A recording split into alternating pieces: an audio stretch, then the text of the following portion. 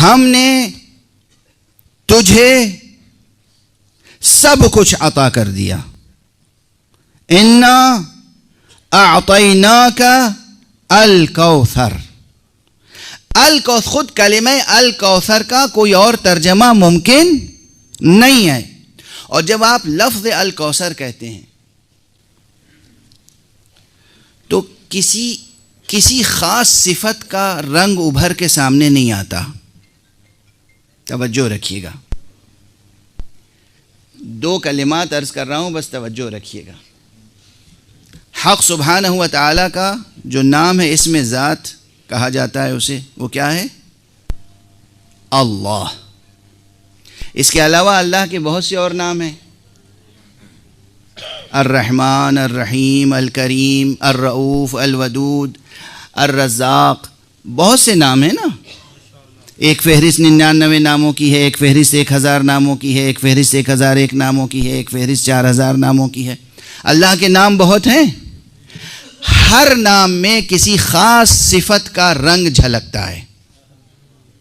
توجہ رکھیے گا عزیزان کرام. لیکن جب لفظ اللہ کہتے ہیں تو اس میں وہ تمام صفات اس طرح جذب ہو گئے ہیں کہ کسی ایک صفت کا رنگ ابھر کے سامنے نہیں آتا.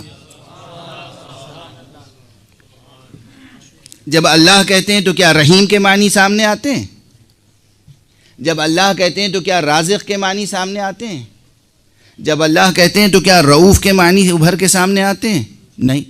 جتنے بھی اسماء و صفات ہیں حق سبحانہ و تعالیٰ کے، سب جذب ہو گئے ہیں اس ایک کلمے میں، اور اس طرح جذب ہو گئے ہیں کہ کسی ایک صفت کا رنگ ابھر کے سامنے نہیں آتا. اللہ کہا، تمام صفات، تمام اسماء اس میں پوشیدہ ہیں، مگر کسی ایک اسم کا رنگ ابھر کے سامنے نہیں آتا. یعنی یہاں اندازہ ہوتا ہے کہ چونکہ ہر صفت حق، ذات حق میں ہر صفت کمال اپنے انتہائی کمال پر موجود ہے، تو ایک صفت دوسرے صفت پر غلبہ نہیں پا رہی ہے. یہاں پر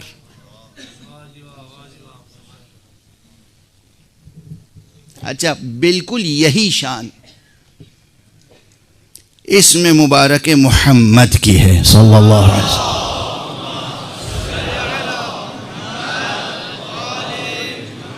بالکل یہی شان اسم مبارک محمد کی ہے. محمد کے کیا معنی؟ جس کی تعریف کی گئی ہو. کس امر پہ تعریف کی گئی ہو؟ اس کے علم کی تعریف کی گئی ہو، اس کی شجاعت کی تعریف کی گئی ہو، اس کی سخاوت کی تعریف کی گئی ہو، اس کے صبر کی تعریف کی گئی ہو. جتنے بھی صفات ہو سکتے ہیں. بھائی کسی میں علم زیادہ ہے آپ تعریف کریں، وہ بھی محمد. کسی میں شجاعت زیادہ ہے آپ تعریف کریں، محمد. کسی میں صبر زیادہ ہے تعریف کریں، محمد. تو نامتناہی صفات تک آپ کا ذہن چلا جائے گا، مگر لفظ محمد میں تمام صفات جذب ہیں اور کسی ایک صفت کا رنگ ابھر کے سامنے نہیں آ رہا ہے. یعنی جو کیفیت لفظ اللہ کی ہے وہی کیفیت لفظ محمد کی ہے. توجہ ہے. ہر اعتبار سے وہ ذات با کمال ہے.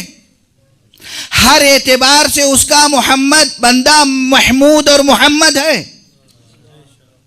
اب وہ ذات جو ام ابیہا کا لقب اور کنیت حاصل کرنے والی تھی اور جو عطا الہی تھی، اس کے لیے بھی الکوثر کا استعارہ اس طرح استعمال کیا گیا کہ یہ سمجھ میں نہیں آتا اس ذات میں کون سی صفت زیادہ کثرت کے ساتھ موجود ہے.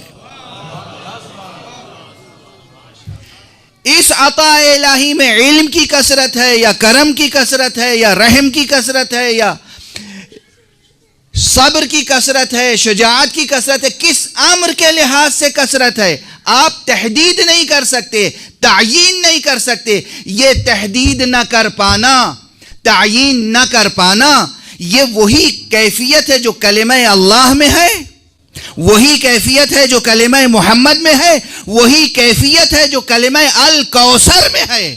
یعنی یہ کلمہ بتاتا ہے فاطمہ میں اتنے اوصاف ہیں جنہیں نہ کوئی گن سکتا ہے، نہ شمار کر سکتا ہے، نہ بیان کر سکتا ہے.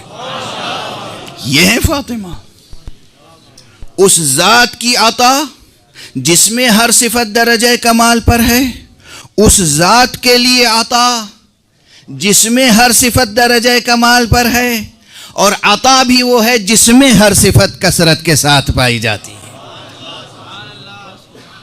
اور ہمارے یہاں کیا سورہ ہے، کیا قصیدہ ہے، کیا ستائش ہے۔ یہ خود سورہ مصداق ہے صلوات الہیہ کا۔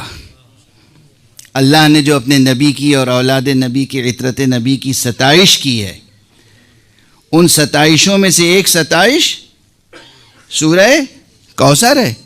یعنی سورہ کوثر میں یہ لفظ کوثر الکوثر کا استعارہ، اور اس میں کوئی شک نہیں ہے کہ یہ استعارہ صرف اور صرف ذات گرامی حضرت زہرا سلام اللہ علیہا کے لیے ہے۔